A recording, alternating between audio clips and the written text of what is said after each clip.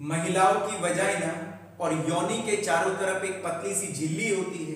इस पतली सी झिल्ली को हम लोग बायोलॉजी में हाइमन कहते हैं और गांव की आम भाषा में हम लोग इसे सील कहते हैं। जैसे ये हाइमन टूटता है, जैसे ये झिल्ली फटती है, ये टोर्न होती है, तो वैसे ही योनि से ब्लीडिंग आती है। योनि से क्या आती है? खून आता है। अब आप कहेंगे कि सर ये टूटती कैसे है, इसके टूटने की क्या वजह रहती है? तो हाइमन के टूटने की, ये झिल्ली के टूटने की बहुत सारी वजह रहती है। इनमें से पहली वजह है सेक्सुअल इंटरकोर्स है। जब भी कोई महिला किसी पुरुष के साथ यौन संबंध बनाती है तो उस समय ये जो हाइमन है, ये जो पतली सी झिल्ली है, ये टूट जाती है और जैसे ही टूटती है तो वजाइना से क्या आती है? ब्लीडिंग आती है। योनि से बहुत सारा क्या निकलता है? खून निकलता है। और भी बहुत सारी वजह हो सकती है जिन वजह से जो हाइमन है, जो ये पतली सी झिल्ली है, ये क्या हो जाती है? टूट जाती है। इनमें से जो दूसरी वजह है साइक्लिंग, तो साइक्लिंग की वजह से भी टूट जाती है। दूसरी वजह क्या है? नेक्स्ट वजह क्या है? Horse back riding. तो कुछ महिलाएं क्या करती है? हॉर्स बैक राइडिंग करती है, तो हॉर्स बैक राइडिंग की वजह से भी टूट जाती है।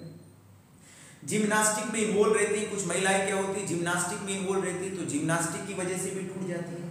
सडन फॉल है। सडन फॉल का मतलब है कोई अचानक से गिर गई, जैसे कि फर्श से गिर गई है या सीढ़ी से गिर गई है, तो भी ये हाइमन जो है, योनि के जो चारों तरफ ये झिल्ली है, ये क्या हो जाती है? फट जाती है और टूट जाती है और इसमें से खून निकलना शुरू हो जाता है।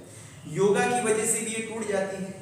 स्ट्रेचिंग एक्सरसाइज कर रही है तो स्ट्रेचिंग एक्सरसाइज की वजह से भी ये जो हाइमन है, या बोले तो ये झिल्ली क्या हो जाती है? फट जाती है, टूट जाती है। कुछ महिलाएं मार्शल आर्ट में इन्वॉल्व रहती है, तो मार्शल आर्ट की वजह से भी ये जो झिल्ली है, जो हाइमन है, ये सील है, ये क्या हो जाती है? फट जाती है, टूट जाती है।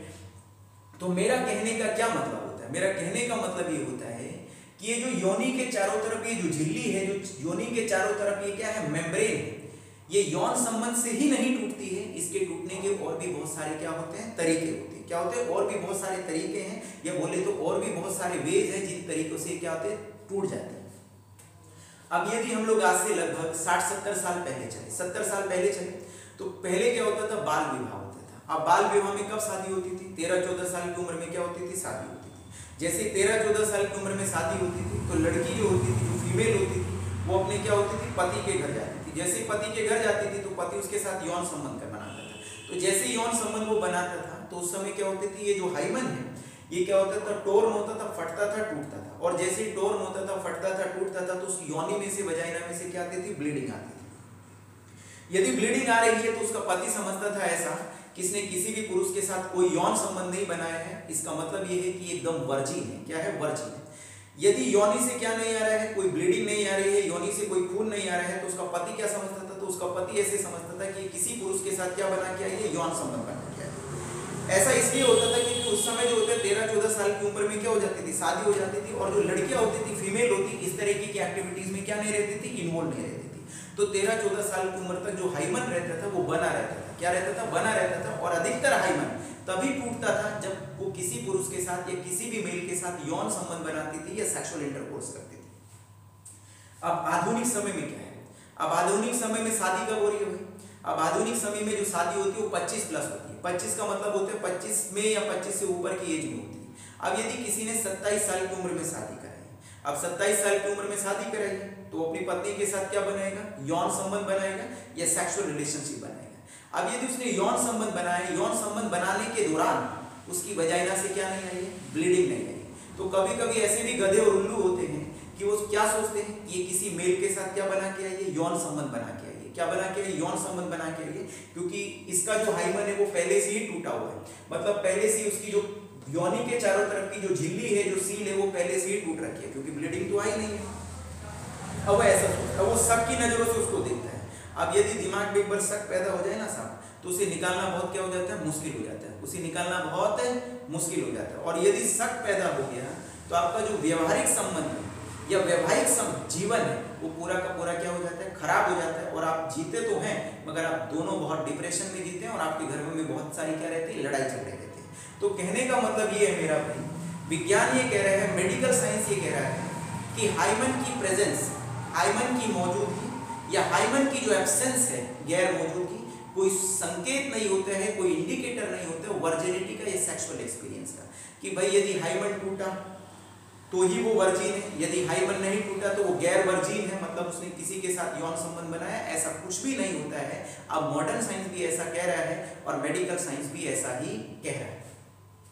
अब आप कहेंगे कि सर क्या हम लोग इस हाइमन को, इस सील को, इस पतली सी झिल्ली को जो योनि के चारों तरफ है, इसका हम पुनः निर्माण करा सकते हैं क्या? मतलब इसको दोबारा से हम बना सकते हैं क्या? तो मैं कहना चाहता हूं कि इसको हम लोग हाइमन को दोबारा से जनरेट कर सकते हैं, रीजनरेट कर सकते हैं, इसका पुनः निर्माण कर सकते हैं, इसको हम पुनः निर्मित कर सकते हैं। इस प्रक्रिया को मेडिकल साइंस में हम लोग हाइमेनोप्लास्टी कहते हैं। क्या कहते हैं? हाइमेनोप्लास्टी कहते हैं। हाइमेनोप्लास्टी में क्या करता है? हाइमेनोप्लास्टी में जो डॉक्टर होते हैं ये क्या करते हैं, योनि के चारों तरफ, योनि के चारों तरफ या वजाइना के चारों तरफ एक पतली सी मेम्ब्रेन को, एक पतली सी झिल्ली को दोबारा से क्या करते हैं, विकसित करते हैं, ये दोबारा से निर्मित करते हैं। इसी प्रक्रिया को हम लोग हाइमेनोप्लास्टी कहते हैं। अब दूसरी बात मैं कहना क्या चाहता हूं, आप कहेंगे कि सर इसका कॉस्ट कितना आता है, इसका खर्चा कितना आता है? यदि हम भारत की बात करें, इंडिया की बात करें, तो इंडिया के अंदर इसका जो खर्चा आता है वो 25,000 से लगा के 80,000 तक आ सकता है। वो डिपेंड करता है, हॉस्पिटल टू हॉस्पिटल डिपेंड करता है, डॉक्टर टू डॉक्टर डिपेंड करता है। यदि एवरेज खर्चे की बात करें तो एवरेज खर्चा इसका 30,000 से 35,000 के बीच में रहता है। क्या रहता है? 35,000 से 20,000 के बीच में रहता है।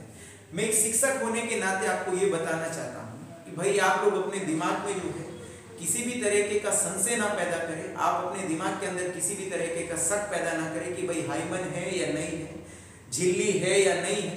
कभी आप लोग इस हाइमन के चक्कर में, इस सील के चक्कर में या इस पतली सी झिल्ली के चक्कर में आप पूरे की पूरी अपनी जिंदगी को क्या करते हैं, खराब करते हैं। फिर मैं दोबारा से बताना चाहता हूँ, जो हाइमन होते हैं ये यौन संबंध से ही नहीं टूटता है, ये और भी बहुत तरीकों से टूट जाते हैं। अचानक से लड़की गिरी तो टूट गया, पैर फिसला तो टूट गया, साइकिलिंग चला रही है तो टूट गया, योगा कर रही है तो टूट गया, स्टिचिंग एक्सरसाइज कर रही है तो टूट गया, और भी बहुत सारे एक्टिविटीज हैं जिन एक्टिविटीज की वजह से हाइमन क्या हो जाता है, टोट हो जाता है। एक बार फिर दोबारा से सुनिए, विज्ञान ये कहता है, साइंस ये कहता है, मेरा एक्सपीरियंस ये कहता है कि जो प्रेजेंस और एब्सेंस है, जो प्रेजेंस और एब्सेंस है हाइमन की, वो इंडिकेटर नहीं होता है किसका, सेक्सुअल एक्सपीरियंस का और वर्जिनिटी का। कुछ महिलाएं ऐसी होती हैं कि 5, 7 बार, 10 बार भी यौन संबंध बना चुकी होती हैं, उसके बावजूद भी उनकी योनि के चारों तरफ ये पतली सी जो झिल्ली है, ये जो पतली सी मेम्ब्रेन है जिसे हम हाइमन या सील कहते हैं, ये बनी रहती है। तो कुछ महिलाओं में तो यौन संबंध के बाद भी बनी रहती है। तो कहने का मतलब ये होता है कि ऐसा नहीं है कि भाई हाइमन हुआ तो ही वो वर्जिन है, और यदि हाइमन नहीं है तो वो वर्जिन नहीं है, या उसने किसी पुरुष के साथ क्या बनाया है, यौन संबंध बनाया है। तो आज लोग जो है हाइमन रप्चर के संबंध में इतना